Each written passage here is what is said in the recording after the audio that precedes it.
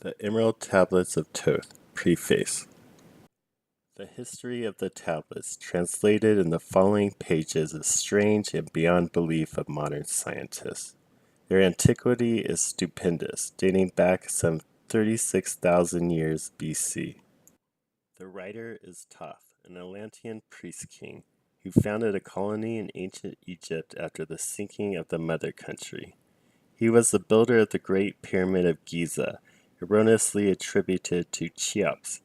In it, he incorporated his knowledge of the ancient wisdom and also securely secreted records and instruments of ancient Atlantis. For some 16,000 years, he ruled the ancient race of Egypt from approximately 52,000 BC to 36,000 BC. At that time, the ancient barbarous race among which he and his followers had settled had been raised to a high degree of civilization. Thoth was an immortal, that is, he had conquered death, passing only when he willed, and even then not through death. His vast wisdom made him ruler over the various Atlantean colonies, including the ones in South and Central America. When the time came for him to leave Egypt, he erected the Great Pyramid over the entrance to the great halls of Amenti, placed in its records and appointed guards for his secrets from among the highest of his people. In later times, the descendants of these guards became the Pyramid Priests, by which Thoth was deified as the god of wisdom, the recorder, by whose in the age of darkness which followed his passing. In legend, the halls of Amenti became the underworld, the halls of the gods, where the soul passed after death for judgment. During later ages, the ego of Thoth passed into the bodies of men in the manner described in the tablets.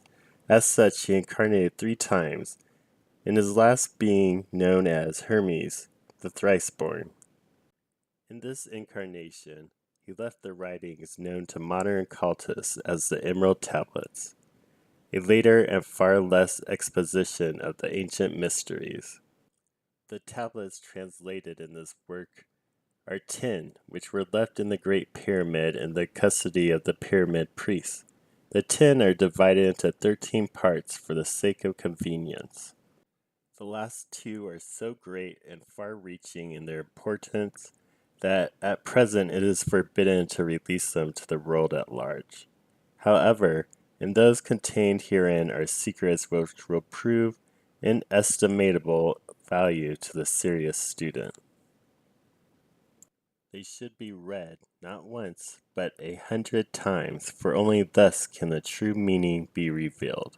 A casual reading will give glimpse of beauty, but more intensive study will open avenues of wisdom to the seeker.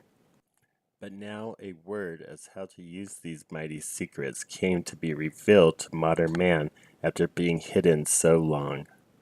Some 1300 years BC, Egypt, the ancient Kim, was in turmoil, and many delegations of priests were sent to the other parts of the world.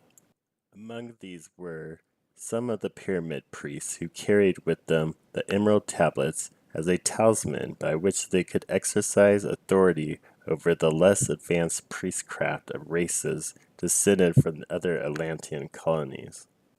These tablets were understood from legend to give the bearer authority from Thoth. The particular group of priests bearing the tablets immigrated to South America, where they found a flourishing race, the Mayas, who remembered much of their ancient wisdom. Among these, the priests settled and remained. In the 10th century, the Mayas had thoroughly settled the Yucatan, and the tablets were placed beneath the altar of one of the great temples of the sun god. After the conquest of the Mayas by the Spaniards, the cities were abandoned and the treasures of the temples forgotten. It should be understood that the Great Pyramid of Egypt has been and still is a temple of initiation into the mysteries.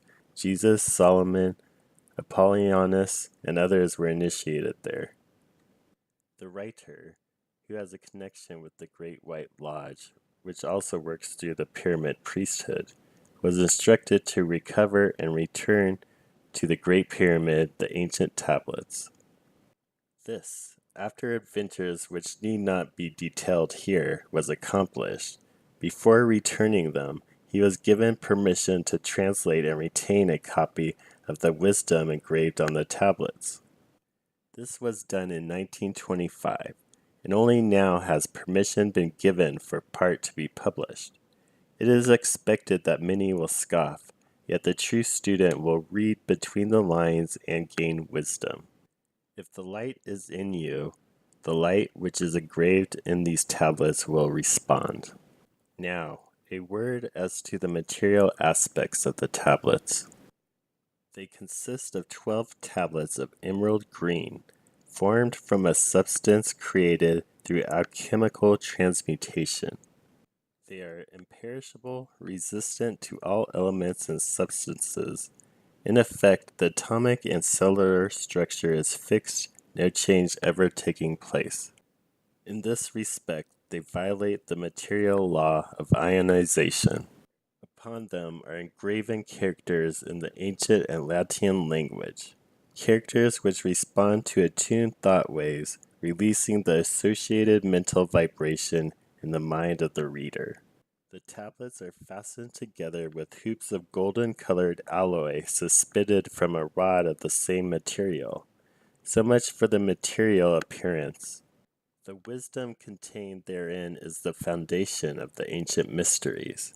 And for the one who reads with open eyes and mind, his wisdom shall be increased 100-fold.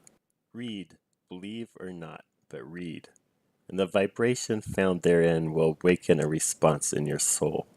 In the following pages, I will reveal some of the mysteries which as yet have only been touched upon lightly either by myself or other teachers or students of truth.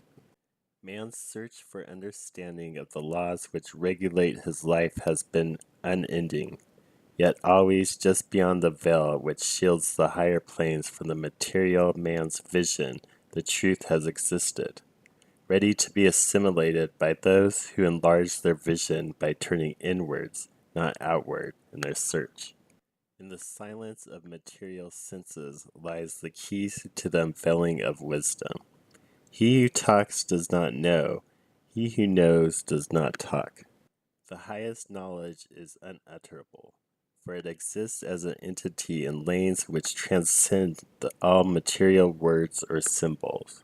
All symbols are but keys to doors leading to truth, and many times the door is not opened because the key seems so great that the things which are beyond it are not visible.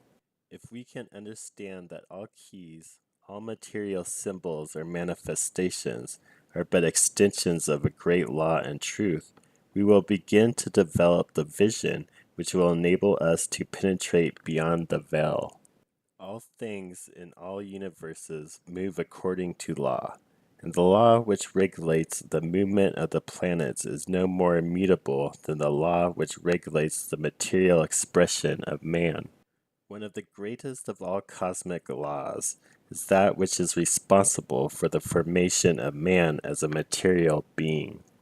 The great aim of the mystery schools of all ages has been to reveal the workings of the law, which connect man, the material, and man, the spiritual.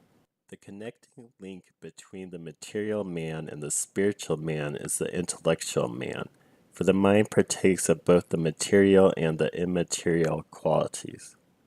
The aspirant for higher knowledge must develop the intellectual side of his nature, and so strengthen his will that is able to concentrate all powers of his being on and in the plane he desires.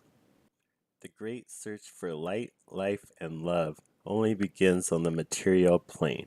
Carried to its ultimate, its final goal, its complete oneness with the universal consciousness. The foundation in the material is the first step. Then comes the higher goal of spiritual attainment. In the following pages, I will give an interpretation of the emerald tablets and their secret, hidden, and esoteric meanings. Concealed in the words of Thoth are many meanings that do not appear on the surface. Light of knowledge brought to bear upon the tablets will open many new fields for thought. read and be wise, but only if the light of your own consciousness awakens the deep-seated understanding which is an inherent quality of the soul.